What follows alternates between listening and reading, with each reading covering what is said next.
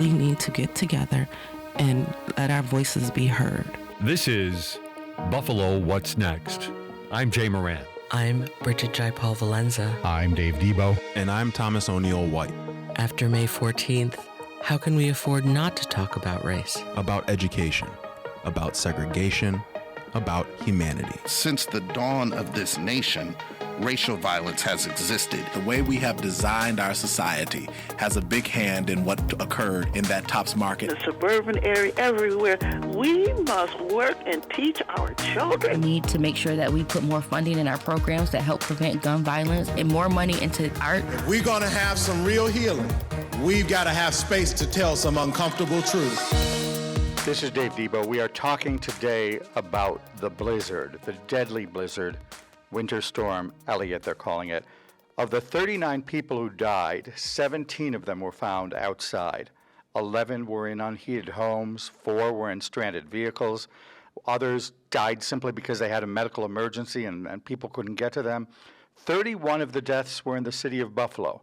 And here's the statistic that we're going to be talking most about for the next segment here. 20 of the victims were black, 18 were white, 1 was Hispanic.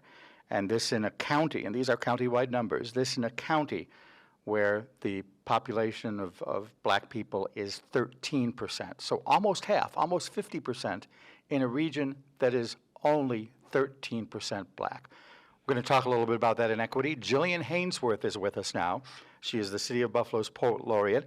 And in the days right after the blizzard, she was all over social media talking about these disparities. We thought it would be a good idea to bring her in and have her talk about them with us now. Jillian, thanks for being here. Thank you for having me, as usual. I always appreciate it. What happened? Why does this disparity exist? These disparities exist when we see any type of weather occurrence, natural occurrences. When you look at poverty, the people who are in the most impoverished communities are always the ones that are impacted the most. And we know that in the city of Buffalo, the people on the east side of Buffalo and some people on the west side of Buffalo are the people with the lowest income levels, the highest poverty rates, the worst quality water, the least access to food. Like, these are people who are already stuck in survival mode on a daily basis. The storm just exacerbated the issues. They just made the issues cold. But these issues exist already, so of course we were going to see them during this blizzard. And I noted during the blizzard, there were a lot of people, Governor Kathy Hochul, County Executive Mark Polenkars, Mayor Byron Brown, who during one of their briefings on Monday after the storm hit, said, no, we've done everything we can. We urged people to prepare. Your argument is it's tough to prepare, hard to have 2 weeks of food on your shelves when you're living paycheck to paycheck. Correct. Now, I personally have kind of just gotten out of that paycheck to paycheck lifestyle, but that's how I grew up. But even I don't have 2 weeks worth of food in my house right now. Food is expensive. And then the storm happened at the end of the month, so people who get assistance to help pay for their food, that assistance has already run out. They're waiting for the next check. They're waiting for their next food stamps. And then it's a holiday, so people already spent their money just trying to keep a sense of normalcy in their homes. And for the mayor to come on the news and say, well, I told you, you should have had 2 weeks worth of groceries. It's almost like, do you even know us? Like, do you even understand the people in the area you're governing? Because in my mind, the more preventative preparation would have been helping people prepare based on their income level. Like, if you are at a lower income level, keeping 2 weeks worth of batteries is not even an option. Like, batteries, that's so expensive. Like, I don't have any batteries at my house right now. So it was very tone deaf, and it made me feel like they are very out of touch with the day-to-day struggles that a lot of their constituents are dealing with. Some of the things you're talking about, though, are systemic. Yes. And systemic problems would require, to my mind, a lot more lead time, a lot more things in place that you couldn't just necessarily put together when a storm is coming. Correct. A lot of our issues here, especially when it comes to race and poverty, are systemic. These are issues, I'm 30, I just turned 30 in November. These are issues that we've seen exist for over 30 years in this community. So there has to be an infrastructure built that helps to insulate the people from things happening, because we know what they are dealing with on a day-to-day basis. And there was no plan. There was no infrastructure. There are no policies that says, hey, grocery stores, if we are preparing for a huge natural disaster, you can give food away, the food in the grocery store away, because the store is going to be closed anyway. Or restaurants. In New York State, most shelters, homeless shelters, can't accept food from restaurants. So why? We have restaurants that are willing to open their door to help feed people. We need to be able to have some kind of contingencies in our laws to make it easier for our people to help each other, but also for accountability. So when we don't get helped, we're not just here picking up broken pieces. Like, somebody has to carry the fact that so many of these lives were lost because nothing was done to prevent them from being lost.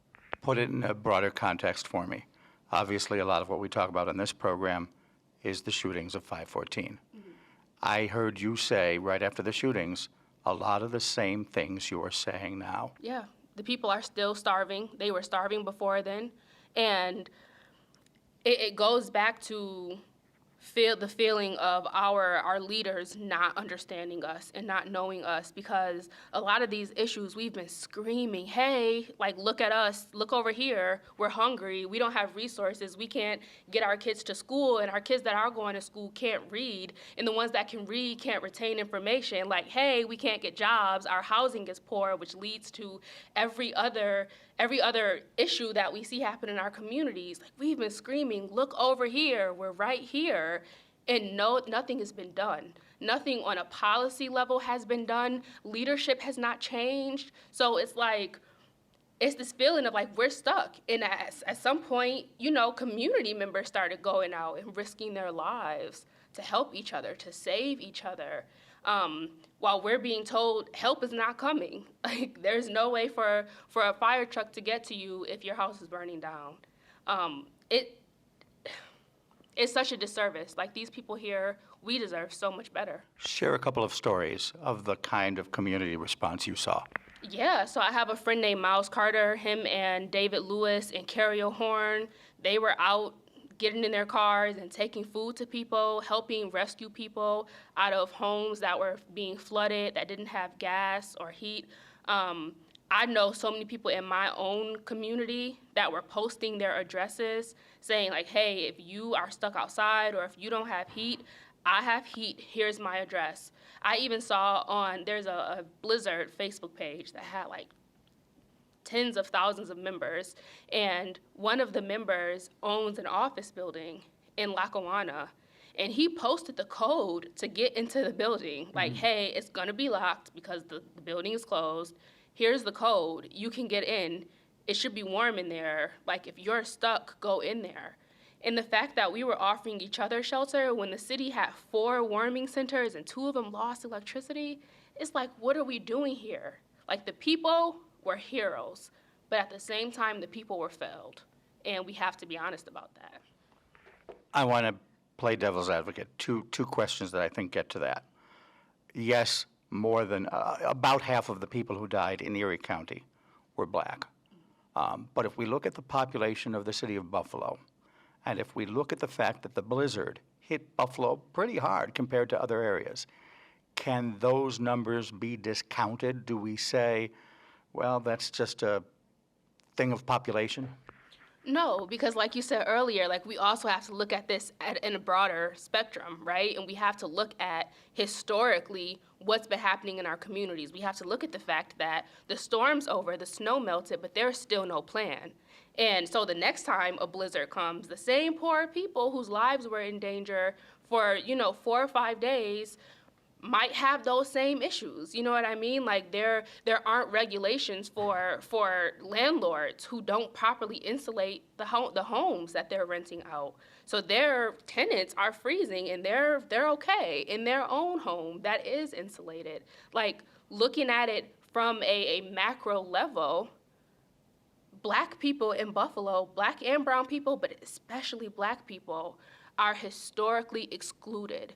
We're excluded from being kept safe. We're excluded from progress. We're excluded from building wealth. And that is an issue. And the blizzard was just one manifestation of the larger issues. So remembering that we live here before that blizzard and we're going to continue to live here after that blizzard, you can't discount those lives. Devil's advocate question number 2. The death of 10 people didn't change things. Did you really think a blizzard would? I don't necessarily think that the blizzard would change things.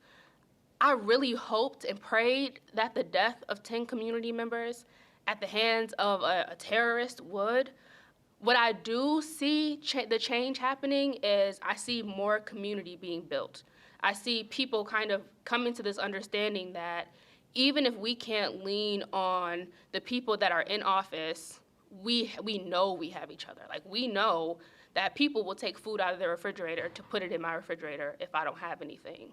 Like, so I think building community is really important, because once we can build community, we can build an understanding of each other, we can build empathy without condition, then we can start to work together to have a unified message and demand change.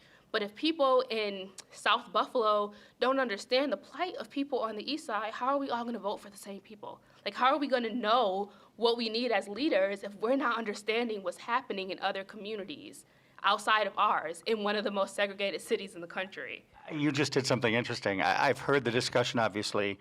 People from South Buffalo don't know people from the east side.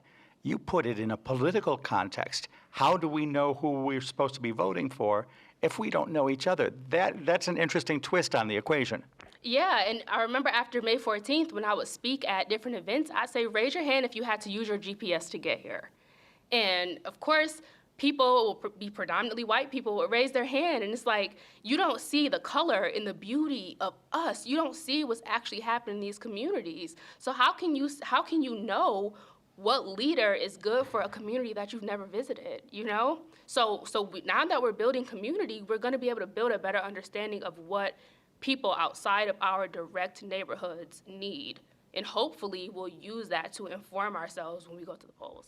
Is it a bad thing that government isn't doing it and therefore people have? Talk a little bit about the role of each of those groups. Community stepping forward, a good thing.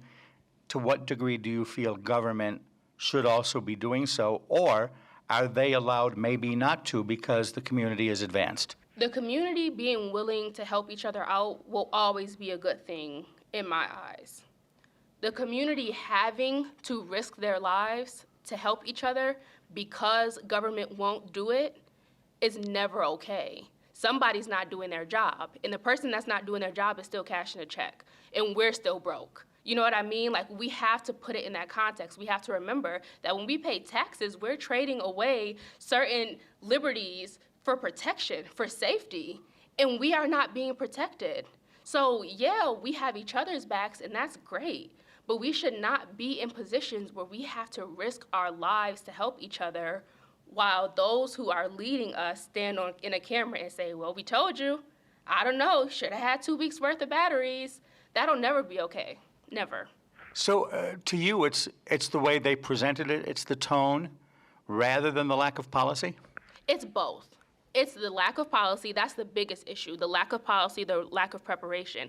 But knowing that they did not prepare and then standing on a camera and taking that tone was like a slap in the face. And that is also a big problem for me because I saw people, like I said before, risking their lives. The city of Buffalo is going to undertake a review. They've hired an outside university, New York University, to look at things. Are you optimistic? Is that the kind of thing that will help, or is that just something that will say, oh, gee, we have problems? Number one, we already have had a bunch of studies done to show the issues that we have here. Dr. Henry Taylor already— The harder we run. Exactly. So number one, where are y'all getting this money from? Like, why are you hiring people to tell you what we already know? We've been saying, hey, look at us, look over here, pay attention. Why are you hiring people? How much are you paying them? Where are you getting this money? And where else could we be using it? Because when we look at how we budget is the best indication of priorities. So the same people that need workforce development resources, the same people that just need somebody to show up on their front porch with a shovel, Like, those people are still going to be in need while you're hiring someone to tell us what we already know. I don't understand it. And I'm hoping that we learn something new. But as somebody who has lived here and who has worked in this city for my entire life and who has read multiple studies by different urban planners and political leaders, I don't necessarily think that that's a step we had to take. I think it's one of those, like, look, we're doing something. We're going to figure this thing out. But again, the people are still starving. You framed it almost as two different things, ongoing symptoms and broader disease. Is it a good idea to treat the symptoms, more pantries, more community fridges, and we can get to that in a moment, more services, or how should we address the bigger issue? If people are dying in a blizzard, I could almost see the argument that the symptoms, at least in the here and now, are more important and should be addressed rather than the broader systemic racism disease. So I think historically in Buffalo, we see the people take care of the symptoms, right? After the shooting in Tops, people pulled together, organizations pulled together and made sure people were able to get groceries, people were able to get medications and diapers and formula. I think ideally, our government would help equip our community leaders with the tools to address the symptoms while they do the work to address the disease. Because it has to be a yes and. Because if we only address one, there's still going to be all of these lingering issues that are brought on by the other. And that's the thing. I think a lot of times our leaders don't realize that the community, we're willing to be your partner. We're willing to collaborate because we live here. Like, we have to live here. We can't just pack up and leave Buffalo because we don't like the way the mayor spoke at a press conference. Like, we're here. So work with us, partner with us. Tell us the resources you have, and we'll tell you what we have, and we'll figure out how to treat the symptoms in our direct neighborhoods while you do the work to target the disease, because that is what you are supposed to be doing. Common Council, you're our legislative body. That's what you're supposed to be doing. We don't need you to do a food drive because we know how to do food drives. We can do a food drive. We need you to get into that office, close the door, sit down, be honest with each other about what's happening, and write legislation. Like, I think we're mixing who's supposed to be doing what sometimes. I see community members all the time saying, we need this legislation, and look at this law that passed in this state, or this policy that's being enacted in this state. Do that here, and at the same time, we're doing food drives, and we're doing barbecues, and pop-up, shops to make sure our community has what they need. Imagine how much smoother this could go if we were able to help address the symptoms and we could trust that the disease was being addressed by those who are literally getting paid to do it. Buffalo Poet Laureate Jillian Hanesworth is with us. We're talking about the aftermath of the blizzard, Winter Storm Elliott, 39 deaths in Erie County, 18 of them people of color. I get what you're saying about their job, your job, but what would you recommend that they do? Community can take care of symptoms. How should they address the disease? Well, like I said, we need more land trusts. I'm going to talk about Buffalo specifically. We need more land trusts. If people, especially on the east side, can start to build wealth, like, that will really, really help. There are so many people on the east side who can't even afford to buy the house they've been renting for 20 plus years. Like, we need ways to make sure that people can own their homes, people can start new businesses. We need ownership. We need to expand the African Heritage Co-op because we need our own grocery stores. Like, we need them to take those same, you know how when developers come into Buffalo, sometimes it seems like they have such an easy time building a new apartment complex. Those same, I don't know even what to call it, but shortcuts, I guess, the same shortcuts that these major developers are getting that the people don't even know about, care about us too, care about us first. I don't want to put words in your mouth, but you're saying there should be as much incentives at the city level for development on the east side as there is in downtown. Yes, and development by Black and brown developers, by Black and brown construction companies, employ our people. I know people personally who have tried to to start their own companies where they want to develop grocery stores and shopping plazas, and they cannot get past the red tape. Why? You know? That developer issue might be a little harder, though, because developers are who they are because they have the money. And a lot of this discussion so far has been that the black community doesn't have that generational wealth, that there haven't been ways for them to build it because of the segregation, because of the disinvestment. How do you develop a black developer? Number one, the city has to give some money. The city needs to provide land trusts. They need to say, we have 300 empty lots on the east side that we don't even take care of. We don't even mow the lawn on these lots. So, okay, we are gonna sell them to you for $1 because the city can sell property, homes that they own for $1. We need to start making it easier because believe it or not, a lot of these people especially in the black community, will pull their resources together, pull their money together to create our own. But again, if they're not given the chance, we can never create. Additionally, there are so many people who own property in Buffalo who are sitting on it, hoping that a developer will come to them and buy it from them. Next to, around Tops on Jefferson, there are empty lots. And I have a friend who contacted the man who owns one of those lots. He does not live in Buffalo. And he's like, how much will you be willing to sell this lot for? Like, this is right after 514. And he was saying, like, we need to develop, and I have money. Here's how much capital I have. I can build what my community needs if you're willing to sell this lot. And he was like, listen, I'm trying to sell this lot to somebody building like luxury condos. Someone who will pay me lots of money. Right. And that should not be okay. Like, at that point, we should have people in the city, urban planners, advocates, who can step in. We know we can't make anybody sell their property, but the fact that you and I are sitting here having this conversation about how do we do this when there are people who got paid and are elected to figure this out, that's a problem. Like, that's a problem. Like, I can't give you a full layout of everything that will solve the issues, right? It's not what I do. I don't have the knowledge. But there are people who have been in government here in Buffalo for years, and we're not asking them the same questions. Bottom line, I think we can summarize your remarks by saying poverty and lack of investment is what killed people during the blizzard? Absolutely. Poverty and lack of investment killed our community members during that blizzard. And if nothing is done, we are going to continue, as we see weather patterns get more and more intense, we are going to continue to have to bury our neighbors while our leaders just shrug their shoulders or send their thoughts, hugs and prayers, and nothing gets done. And I will say that I did see a couple Common Council members, Darius Pridgeon, he went live for hours one of the nights trying to connect people with needs to people who can provide those needs or supply those needs. But at the same time, like, write some legislation, sir, because these issues, again, these are symptoms. And you can get rid of the symptoms all day, but if you don't address the disease, the symptoms will come back. Disease can be addressed by policy. The symptoms can be addressed by service. Let me pick up that broader discussion, though.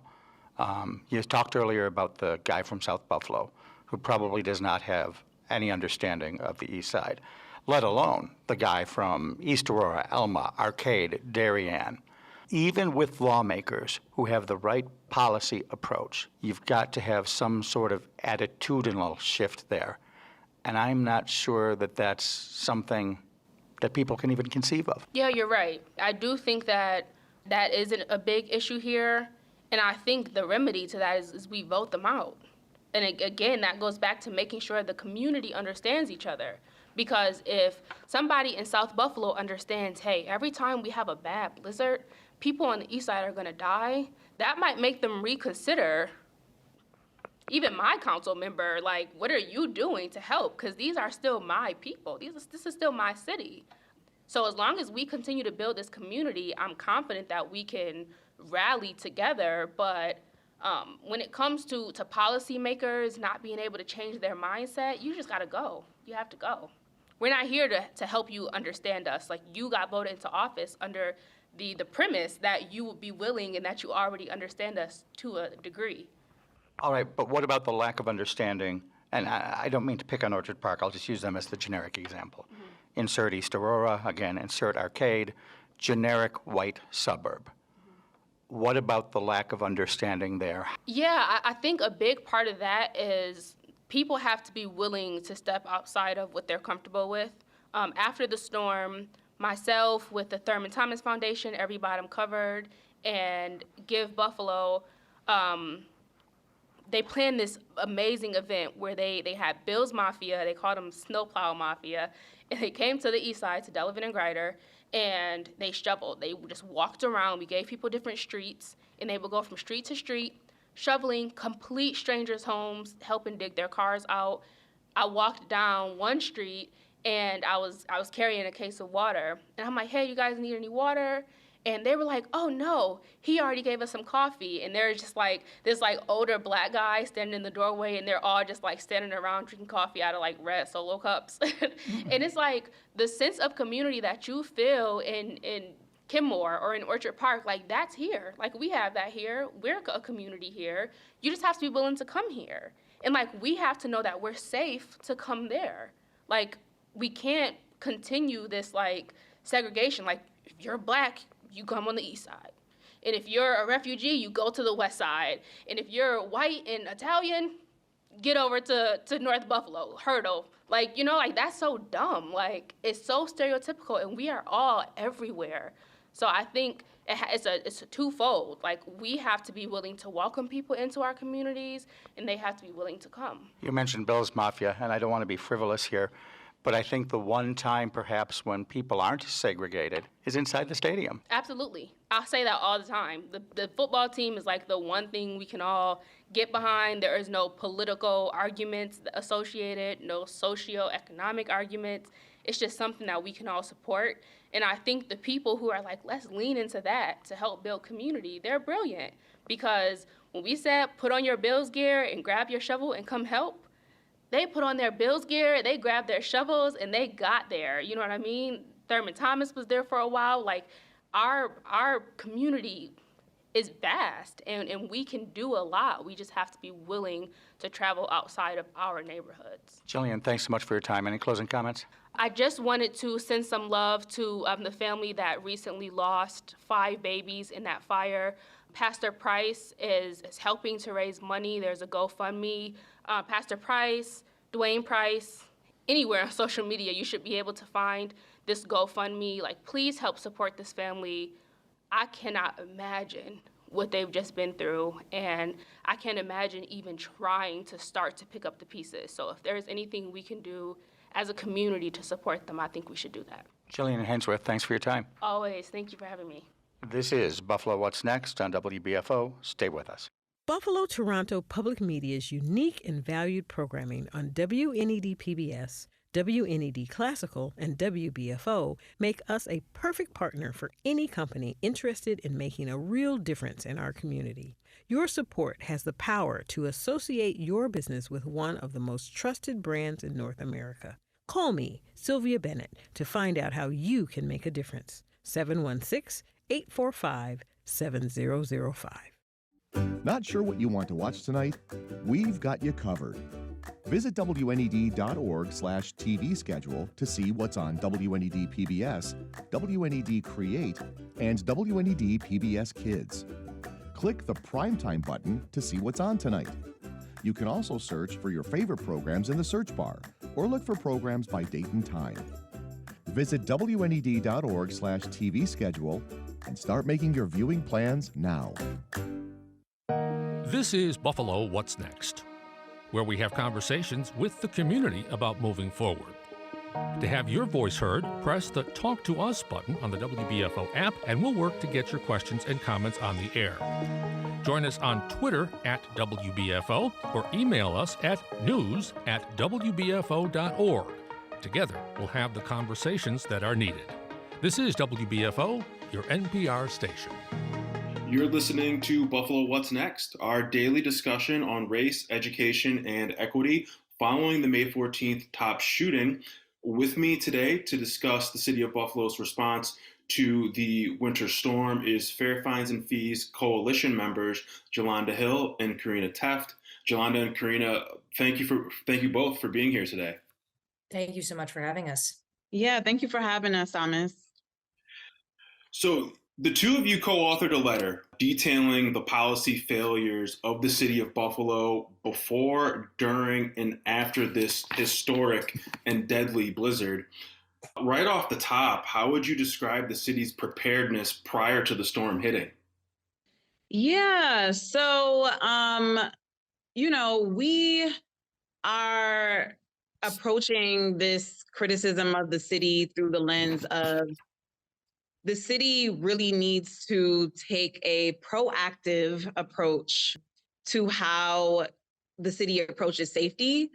And then also just reimagining safety entirely, because I'm sure, as many Buffalonians know, the city spends an exorbitant amount of money on policing and has been for decades. And, that style of keeping folks in Buffalo safe does not work. It subjects people to unnecessary interactions with the police. As Jalonda was saying, I think in terms of the city's kind of general preparedness, I mean, they weren't prepared really in any way. And that showed up in a variety of ways. I mean, there was, number one, there was clearly a lack of any blizzard response plan that was comprehensive, or even like a general snowstorm response plan, which is very shocking for a city like Buffalo that gets hammered with snow all the time. This is not like a surprise thing to happen. There were not enough resources invested in the Department of Public Works or anything related to urban planning to help manage the infrastructure required to deal with this level of snow removal. There were not enough plows. There were not enough trucks. They didn't respond quickly enough. And then there were no emergency services available to people who were stranded in their homes. Many folks were stranded in their offices because the driving ban was issued too late. And then, people wound up being stranded on the road as well. And, the lack of resources and the lack of preparedness on the city's part put people in dire circumstances. And as we all know, very tragically has led to the deaths of now 44 people, I believe is the current count. And that number has just been going up. And of course, with the driving ban, which number one was issued too late in the game, as I mentioned, and, left people outside in dire circumstances, it was then used against people later on by instituting, aggressive, punitive traffic enforcement and roadblocks to stop people who were driving. And many of those people, if not most of those people, were driving to get access to resources or to come to the aid of other people in the community when the city wasn't there to help them themselves. People who didn't have electricity or access to any other utilities, who were extremely limited on food, had no access to healthcare or other emergency services. And, as Jalonda said, this is really part of a long-standing pattern on the part of the city of over-investing in policing and using a punitive response to try to control what people do in Buffalo. And it, not only is that ineffective, it's extremely dangerous. It put people at risk. People died. Dozens of people died, and people also are, put at risk regularly by the city's approach to public safety through their aggressive traffic enforcement tactics that they've been using for many, many years. And it's something that desperately needs to change. This isn't a one-time incident in which things were uniquely mishandled with the blizzard. This is part and parcel of many years of the same practices by the city, and particularly by the police. You see a pattern. Pattern here. Yeah, and I'll just add to that. Thank you, Karina.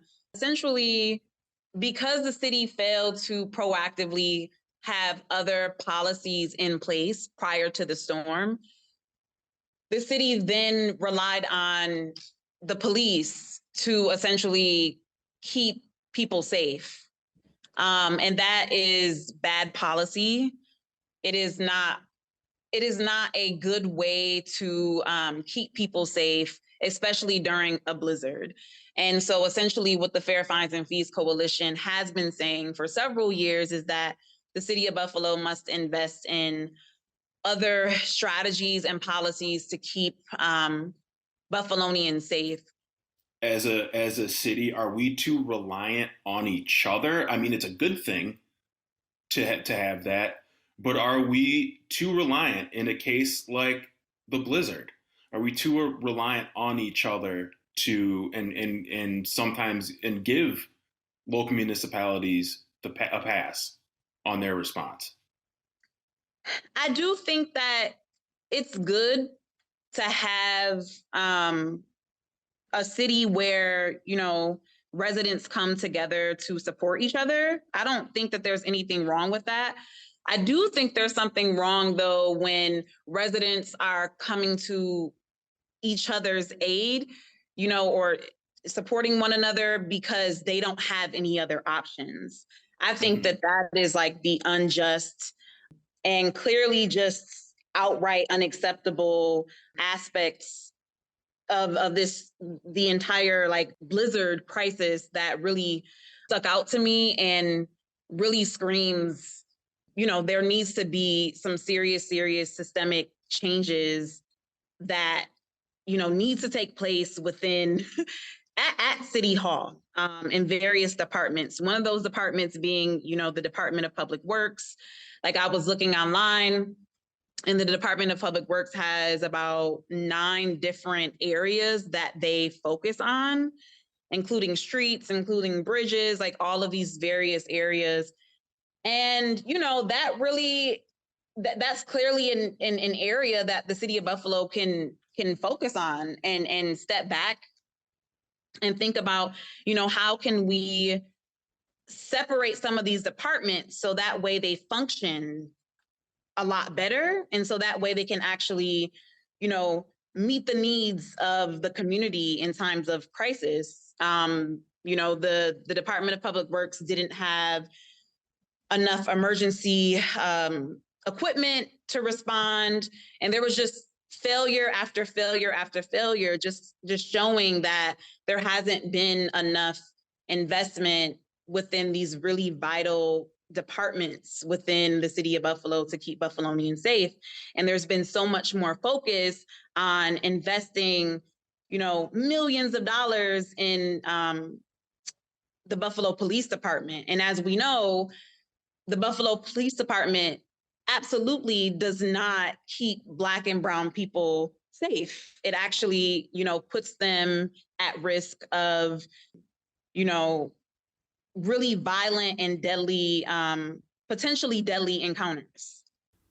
You're listening to Buffalo What's Next. Thomas O'Neill White here discussing the City of Buffalo's response to the latest winter storm with Fair Fines and Fees Coalition members Jalonda Hill and Karina Tefft. Well, let me ask you this real quick, and Karina, please answer this as well. Is this a policy failure, or is it policy as usual? I think this is policy as usual that is failing the people of Buffalo, and it's especially failing communities of color in Buffalo. As Jalonda was saying, to the extent that communities are forced to rely on each other to come to each other's aid, to advocate for each other, these are some of the tenets of mutual aid and mutual support in times of crisis in particular. That's, exactly as Jalonda said, very much out of necessity. And at the same time, there's no shortage of people pushing back on the city for years of specific policies that have been used to target and surveil communities of color in Buffalo, especially people on the east side. And, a lot of these examples come from very recent history. The school zone speed camera program that was instituted at the top of the pandemic at an incredibly vulnerable time for so many people, and an especially economically vulnerable time, that was used to rack up huge amounts of money in fines off of some of the most vulnerable and low income communities in Buffalo. And then later that the school zone speed program was dismantled because of public outcry by the Fair Fines and Fees Coalition, by a lot of individual advocates and other experts and attorneys who recognized that the program was also being operated in violation of state law, possibly in violation of federal law as well.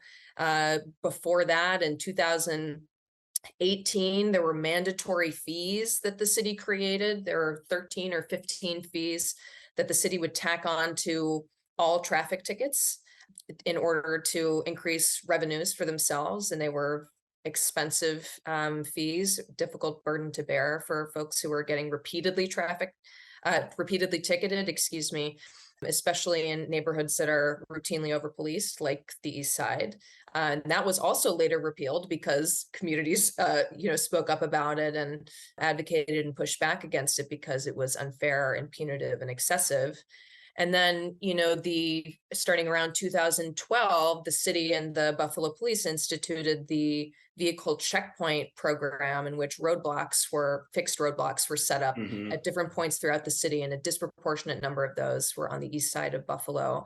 And when folks went through, the police would get into a ticketing blitz. People were issued multiple tickets in one stop, sometimes for the same things, such as tinted windows. And for Black drivers in Buffalo in particular, they're substantially more likely to receive multiple tickets in a single stop. And, that particular practice, the checkpoints, as well as a lot of these traffic enforcement tactics, are the subject of a lawsuit that's been going on now for 4.5 years, that the city has had ample opportunity to settle in favor of the people of Buffalo in an equitable way that's focused on racial justice and economic justice. And they're continuing to drag the process along because they are refusing to be accountable to the people and refusing to recognize that what they have deliberately been doing for many, many years is causing substantial harm. It's extracting wealth from some of the poorest communities in the city of Buffalo. It's targeting people based on their race, profiling them for their race, and putting people in a very vulnerable position. Traffic stops are not only extractive in terms of ticketing, they're also physically dangerous.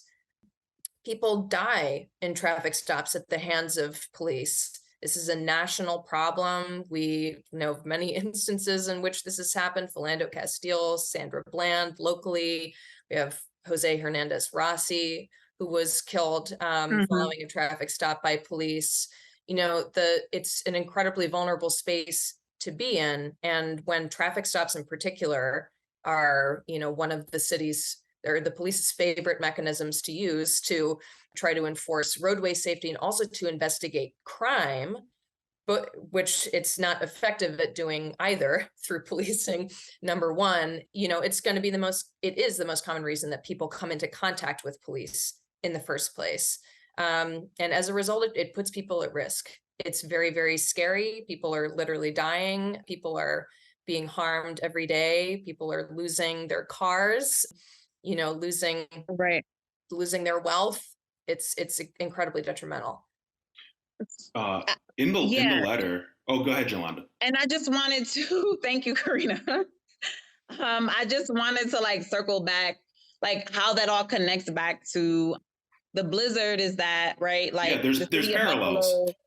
The city of Buffalo has, invested all of this, all of these resources in these types of policies under the guise of safety, when in reality, it's criminalizing people, it's extracting from the poorest communities, like Karina said. And as a result, that's actually undermining other more incentive, restorative, preventative-based safety solutions, like investing in housing, like investing in street infrastructure, like getting more, emergency equipment, having a snowstorm and blizzard plan, which the city didn't have. So the city definitely should be questioning, what are they investing their time and resources into? Because clearly the Buffalo Police Department was not able to keep folks safe during the blizzard. but they were certainly able to arrest people. Yes, Speaking of absolutely. speaking of which, in the letter there is mention of retired Buffalo police officer Cariel Horn being assaulted and arrested by BPD officers while trying to help residents. Jalonda, can you tell us a little bit more about the situation? We obviously want to have Cariel on to share her story at a later date, but can you just give us a little bit about that story? Yeah, so I am definitely going to allow for Cariel to tell her story. I definitely don't want to, miss any important details, but I think Cariel's story, along with Quentin Suttle's story, along with Jose's story, are all just examples of how the Buffalo Police Department consistently abuses their power and their authority under this guise of supposedly keeping folks safe. And so, yeah, Cariel during the blizzard had a really just this unnecessary interaction with a Buffalo police officer in the city of Buffalo at a time when, you would assume that something like that wouldn't happen and the police would actually be more, actually keeping folks safe, keeping someone like Cariel safe. And I'll leave, that story for her to tell the details, but something like that shouldn't have happened. I think there were checkpoints happening in the same locations that checkpoints were happening during 2012. Like Predominantly over African in the American areas. over in the Bailey and Kensington area, and just based on some of the research that I was doing, because obviously I couldn't see the entire city.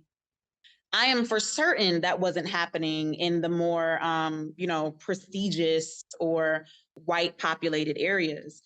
So, yeah, I think this blizzard and, the 44 lives that were lost, and my heart and my prayers go out to, the families that are still in mourning and grieving their loved ones. This blizzard should really be a wake-up call to this administration and the mayor of Buffalo and Common Council, and the Department of Public Works, all of the departments, to really step back and just re-strategize and reimagine and really think about what does safety mean and look like for the city of Buffalo, because policing cannot be the only answer. And based on the budget, you would assume that's what the city must believe. Yeah, and just to add to that, the fact that the mayor instituted a looting task force in the midst of all of the crisis that was unfolding, also calling people who were engaged in looting the worst of the worst. It just really reflects confused priorities, I'd say, on behalf of the Brown administration, about what really needs to be addressed. Exactly what Jalonda is saying about what does safety really mean, and targeting people for criminal activity during an extremely dangerous time is not helpful to the public. And who is that serving, especially if you consider that a lot of folks who are positioned to be looting were very likely in desperate circumstances themselves and may have been without supplies, without aid, without food. There are any number of reasons that folks could have been in that position. And also, Thomas, you may have seen the Democracy Now! Interview of Cariel Horn and India Walton. If you haven't, she goes into more detail in that interview about what she experienced at that traffic stop that would also be helpful. Absolutely. Yeah. Yeah, no, and that's a good point that Karina brought up about the looting task force. There was an immense amount of resources that was put into that task force, and the amount of news coverage that task force was given during a time where people were literally trying to find their loved ones. Like, people were probably at that time still trapped in their cars, right? And Right. the mayor was trying to address, and I totally get it, right? Like these are businesses, et cetera, but we're talking about systemic issues that should have been addressed long before this blizzard. And the mayor spent all of these resources and, getting the police out on the street to start to target some of the most vulnerable communities, even before the blizzard, during the time when like the police shouldn't have been having these types of interactions with people. Yeah, it's disgraceful. It's not a good look for the city of Buffalo. And then to call folks the lowest of the low as the world is watching was just unacceptable. Yes. How do you feel about the city doing a blizzard impact study through NYU and then South District Councilman Chris Scanlon's blizzard resolutions? Is it enough? Where do you think the city should go from here? The city's response to the blizzard and the aftermath of the blizzard and its impact on city of Buffalo residents should be studied.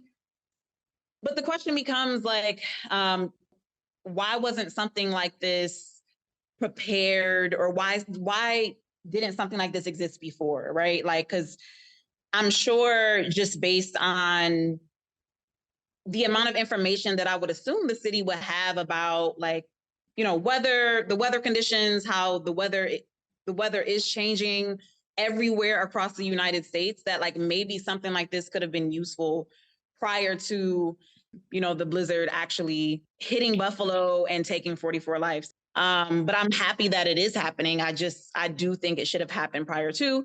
And then as far as Councilman Scanlon's resolution, yeah, I think that's the same thing. Like these types of initiatives are they're great, but they're just almost a little too late. Like, why didn't we have like a snow and blizzard plan years ago? These are basic things that should have already been in place. Yeah, and I kind of think it's the least the city could do at this point. It's kind of the bare minimum, is looking into what happened. As I totally agree with Jalonda that this all should have happened ahead of time. And I think both of us share the concern, though, that any investigation about, how the blizzard management or the lack of management of the blizzard played out and the subsequent fallout, making sure that whatever research and analysis goes into that it is seen in this broader context of systemic problems with the city, that it's not just treated as an isolated incident and an isolated failure that can be remedied going forward. I think the key thing that we want to make sure the city considers and that the public engages in a dialogue about is the extent to which this is just part and parcel of business as usual in Buffalo, and hopefully whatever analysis comes from these studies and then whatever comes from Scanlon's resolution will be used in that context to help the city consider how to completely restructure itself. And as Jalonda has said several times, to reimagine safety in the city's approach to actually protecting the public and not disproportionately targeting the East Side for traffic enforcement and criminal enforcement. And I guess the other question is, and NYU is a great institution, but there are like local, organizations and institutions here in Buffalo that could also work with the mayor, right? It's a perfect time to work with the local organizations to conduct that study, even though it is pretty, should have already had been implemented. Like, why not work with some local organizations? So that would be my other criticism. We've got a few minutes left, and I wanted to ask Jalonda a pretty simple question. It's a question I ask all of my guests. From where you're sitting, what does Buffalo need? Yeah. So that's a pretty, I know it's broad. A pretty broad question. I would say that Buffalo needs overall just systemic change that addresses the root issues of a lot of the, problems that we're seeing in our neighborhoods, in our communities. These really reactive policies and responses to tragedies and crises that we have seen in 2022 and will continue to see just can't continue to happen. We need a city government that, understands and, acknowledges that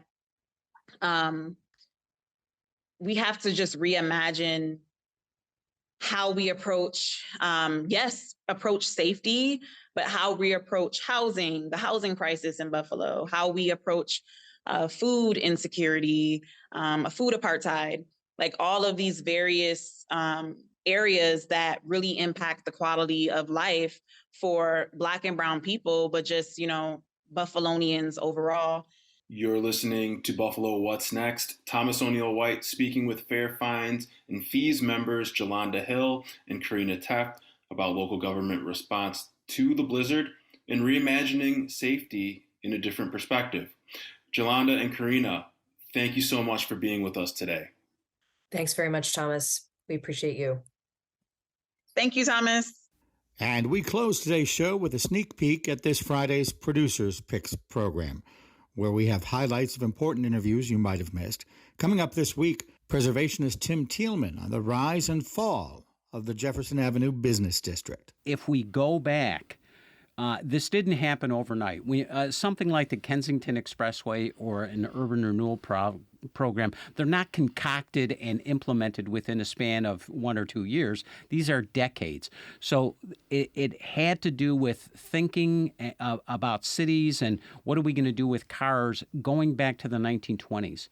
An amazing thing that we often use in our historic preservation research are a set of aerial photographs from 1927. The earliest aerial photographs of Erie County, they show Jefferson Avenue, they show Genesee Street, they show the east side densely built up with innumerable mom and pop businesses that are feeding off this pedestrian stream that's walking up and down Genesee, walking up and down Jefferson or Broadway, getting off streetcars, getting off buses at corners, Jefferson and Utica, and that's where you get this locus of businesses. So a mom and pop could start a business in a relatively cheap container, a space, housing up above, retail down below, and a predictable stream of people going about their business, doing the daily round. And it was great for all walks of life. That's Tim Thielman from the Campaign for Greater Buffalo History, Architecture, and Culture. More with him coming up at the end of the week. A quick reminder, Buffalo What's Next is a podcast. You can subscribe wherever you get your podcasts or just listen on demand at WBFO.org. This is WBFO and WBFO HD1 Buffalo, WOLN Olean, and WUBJ Jamestown. I'm Dave Debo. Thanks for listening.